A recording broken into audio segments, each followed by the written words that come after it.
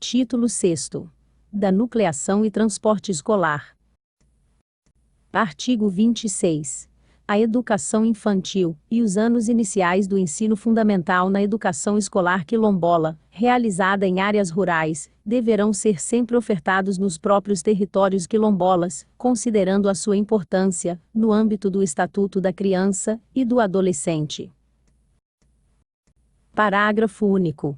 As escolas quilombolas, quando nucleadas, deverão ficar em polos quilombolas e somente serão vinculadas aos polos não quilombolas em casos excepcionais. Artigo 27.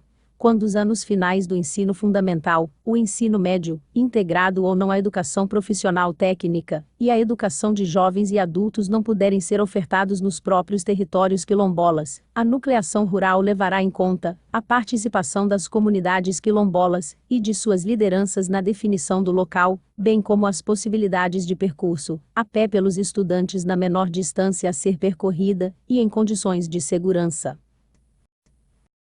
Artigo 28.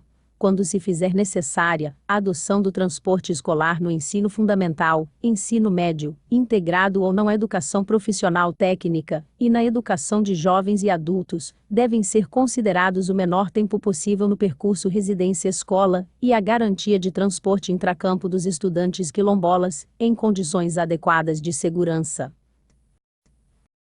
Parágrafo único. Para que o disposto nos artigos 25 e 26 seja cumprido, deverão ser estabelecidas regras para o regime de colaboração entre a União, os Estados, o Distrito Federal e os municípios, ou entre municípios consorciados. Artigo 29.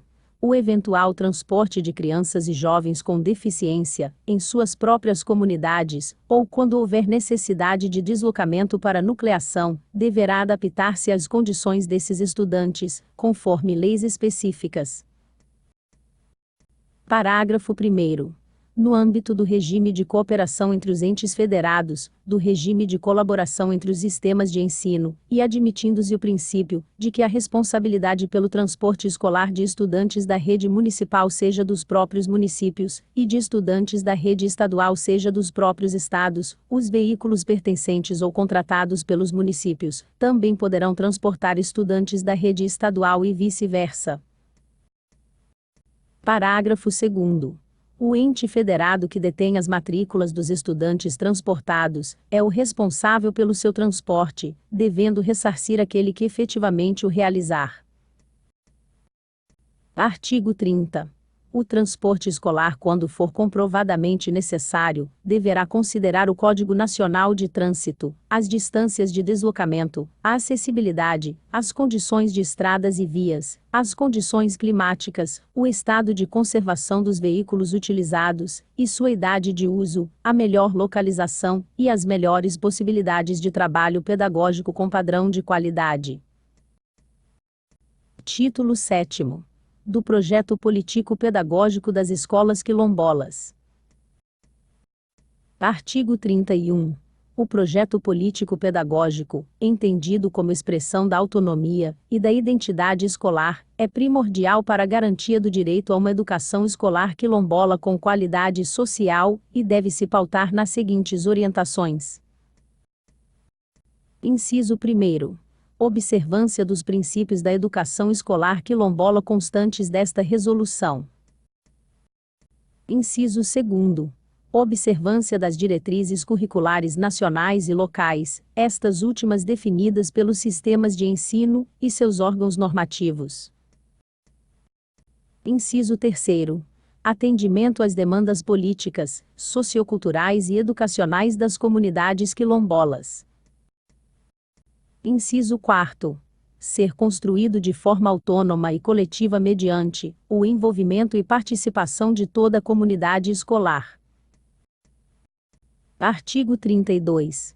O projeto político-pedagógico da educação escolar quilombola deverá estar intrinsecamente relacionado com a realidade histórica, regional, política, sociocultural e econômica das comunidades quilombolas.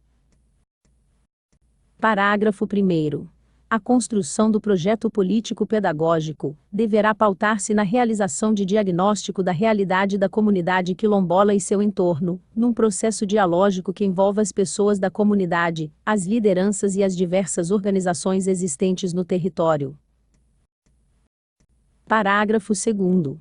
Na realização do diagnóstico e na análise dos dados colhidos sobre a realidade quilombola e seu entorno, o projeto político-pedagógico deverá considerar: Inciso 1º. Os conhecimentos tradicionais, a oralidade, a ancestralidade, a estética, as formas de trabalho, as tecnologias e a história de cada comunidade quilombola. Inciso 2º. As formas por meio das quais as comunidades quilombolas vivenciam os seus processos educativos cotidianos em articulação com os conhecimentos escolares e demais conhecimentos produzidos pela sociedade mais ampla.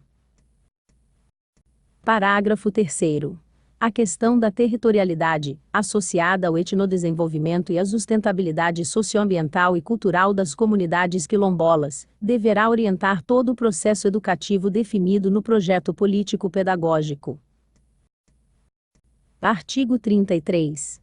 O projeto político-pedagógico da educação escolar quilombola deve incluir o conhecimento dos processos e hábitos alimentares das comunidades quilombolas por meio de troca e aprendizagem com os próprios moradores e lideranças locais.